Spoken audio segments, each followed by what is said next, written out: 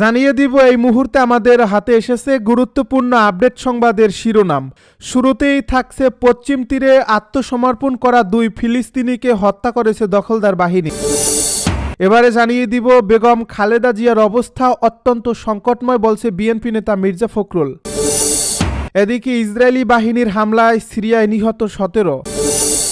আরও জানাবো আফগানিস্তান থেকে চালানো ড্রোন হামলায় তাজিকিস্তানের চীনের 3 নাগরিক নিহত।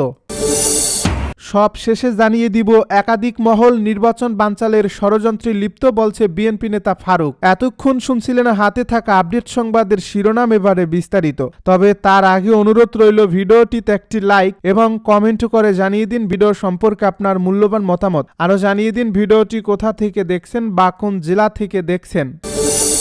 পশ্চিম তীরে আত্মসমর্পণ করা 2 ফিলিস্তিনিকে হত্যা করেছে দখলদার বাহিনী। দখলদার ইসরায়েলি বাহিনী অধিকৃত পশ্চিম তীরে আত্মসমর্পণকারী এবং নিরস্ত্র অবস্থায় থাকা 2 ফিলিস্তিনিকে গুলি করে হত্যা করেছে। শুক্রবার এক প্রতিবেদনে রয়টার্স এ তথ্য জানিয়েছে। এর আগে বৃহস্পতিবার ফিলিস্তিনি টিভির সংবাদে নৃশংস এই ঘটনার ভিডিও ফুটেজ দেখানো হয়। এই ভিডিও ফুটেজে দেখা যায় পশ্চিম তীরের উত্তরাঞ্চলীয় শহর জেনিনে সশস্ত্র ইসরায়েলি বাহিনী একটি ভবন অবরুদ্ধ করে আছে। সেখান থেকে 2 যুবককে বেরিয়ে আসতে দেখা যাচ্ছে। তারা নিরস্ত্র ছিল। তাদের শার্ট তুলে বারবার সেটি দেখানোর চেষ্টা করছেন এবং মাটিতে শুয়ে পড়ে আত্মসমর্পণ করছেন। এ সময় দখলদার বাহিনীর কয়েকজন সশস্ত্র লোক তাদের ঘিরে ধরে এবং খুব কাছ থেকে গুলি চালায়। ফিলিস্তিনি স্বাস্থ্য মন্ত্রণালয় এক বিবৃতিতে জানিয়েছে গুলিতে যে 2 ব্যক্তি নিহত হয়েছেন তারা হলেন 26 বছর বয়সী মন্তাসির আবদুল্লাহ এবং 37 বছর বয়সী ইউসুফ আশ্বাস। দখলদার বাহিনী বরাবরের মতোই দাবি করেছে গুলি চালানোর পর এই ঘটনাটি তদন্ত করা হচ্ছে। তারা আত্মসমর্পণের পরও কেন গুলি চালানো হলো সে বিষয়ে কিছুই বলা হয়নি। জেনিনের গভর্নর কামাল আবু আল রুব এটিকে ঠান্ডা মাথায় হত্যাকাণ্ড বলে বর্ণনা করেছেন। তিনি বলেন তারা নিরস্ত্র ছিল এবং আত্মসমর্পণ করছিল। বেগম খালেদা জিয়ার অবস্থা অত্যন্ত সংকটময় জানালো বিএনপি নেতা মির্জা ফখরুল।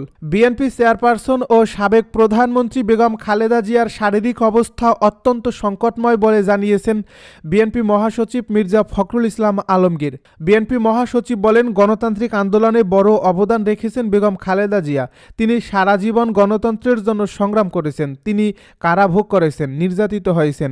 আমরা জানি গত 2 দিন ধরে তিনি আবার অসুস্থ অবস্থায় হাসপাতালে ভর্তি হয়েছেন এবং গতকাল রাতেই ডাক্তাররা বলেছেন যে তারা শারীরিক অবস্থা অত্যন্ত সংকটময়। মহাসচিব আরও বলেন আমাদের দলের পক্ষ থেকে গণতন্ত্রের নেত্রী, গণতন্ত্রের মাতা দেশনেত্রী বেগম খালেদা জিয়ার রোগ মুক্তির জন্য সারা দেশের জনগণের কাছে দোয়া চেয়েছিলাম এবং সারা দেশের মসজিদে মসজিদে দোয়া হচ্ছে। আজকে আমরা এখানে এই নয়াপল্টনের মসজিদে নামাজ আদায় করে সবাই বেগম খালেদা জিয়ার রোগ মুক্তির জন্য আল্লাহর কাছে দোয়া চেয়েছি। আল্লাহ যেন তাকে সম্পূর্ণ সুস্থ করে দেন। এ সময় বিএনপির সিনিয়র যুগ্ম মহাসচিব রুহুল কবির রিজভী সহ কেন্দ্রীয় নেতৃবৃন্দ উপস্থিত ছিলেন। ইসরায়েলি হামলায় সিরিয়ায় নিহত 13।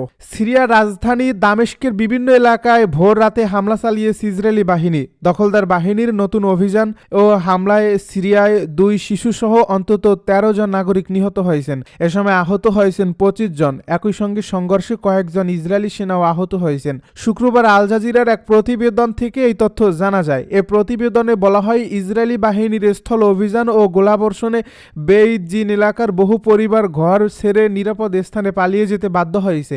এছাড়া পুরো এলাকা জুড়ে ইসরায়েলি ড্রোন টহল দিতে দেখা গেছে। স্থানীয় সূত্র আল জাজিরাকে জানিয়েছে বেইত জিনকে লক্ষ্য করে ইসরায়েলি আর্টিলারি ও ক্ষেপণাস্ত্র হামলায় আরও কয়েকজন নিহত ও আহত হওয়ার সম্ভাবনা রয়েছে। এ অভিযানে ইসরায়েলি বাহিনীর সঙ্গে স্থানীয় বাসিন্দাদের সংঘর্ষ ছড়িয়ে পড়ে।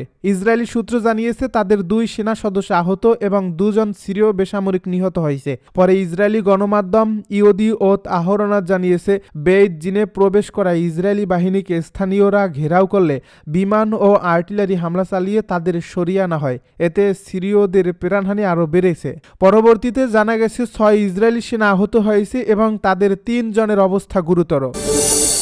আফগানিস্তান থেকে চালানো ড্রোন হামলায় তাজিকিস্তানে চীনের 3 নাগরিক নিহত। আফগানিস্তানের সঙ্গে সংযুক্ত তাজিকিস্তান সীমান্তে সশস্ত্র ড্রোন হামলায় 3 চীনা নাগরিক নিহত হয়েছেন। শুক্রবার তাজিক রাজধানী দুশানবেতে নিযুক্ত চীনা দূতাবাস এই তথ্য জানিয়েছে। এই অবস্থায় দূতাবাস নাগরিকদের সীমান্ত এলাকা ছেড়ে যাওয়ার আহ্বান জানিয়েছে। সেই সঙ্গে দক্ষিণ পশ্চিমাঞ্চলীয় প্রদেশ খাতলনে এই হামলায় আরও এক চীনা নাগরিক আহত হয়েছেন বলে জানানো হয়েছে। রয়টার্সের প্রতিবেদন অনুসারে চীন তাজিকিস্তানকে এসব ঘটনা তদন্তের আহ্বান জানিয়েছে, তবে এখনও অপরাধীদের শনাক্ত করা হয়নি।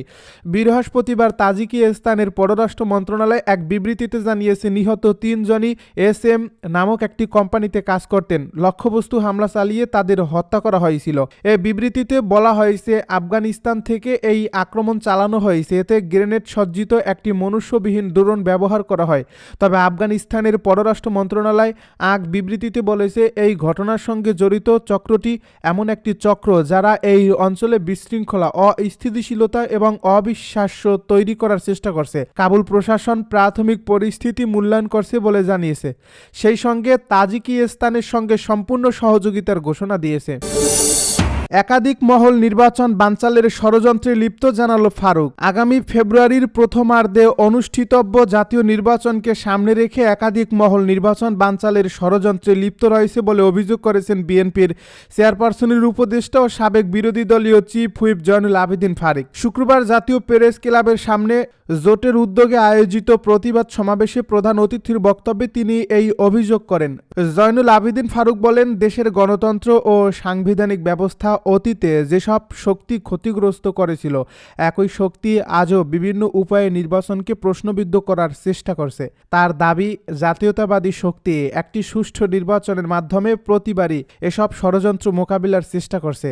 আর সে কারণেই বিভিন্ন মহল নতুন নতুন পরিকল্পনা নিয়ে নির্বাচনকে বাধাগ্রস্ত করার পদক্ষেপ নিচ্ছে। এ সমাবেশে টেক্সটাইল সেক্টরে অরাজকতা সৃষ্টির প্রচেষ্টার কথাও উল্লেখ করেন তিনি।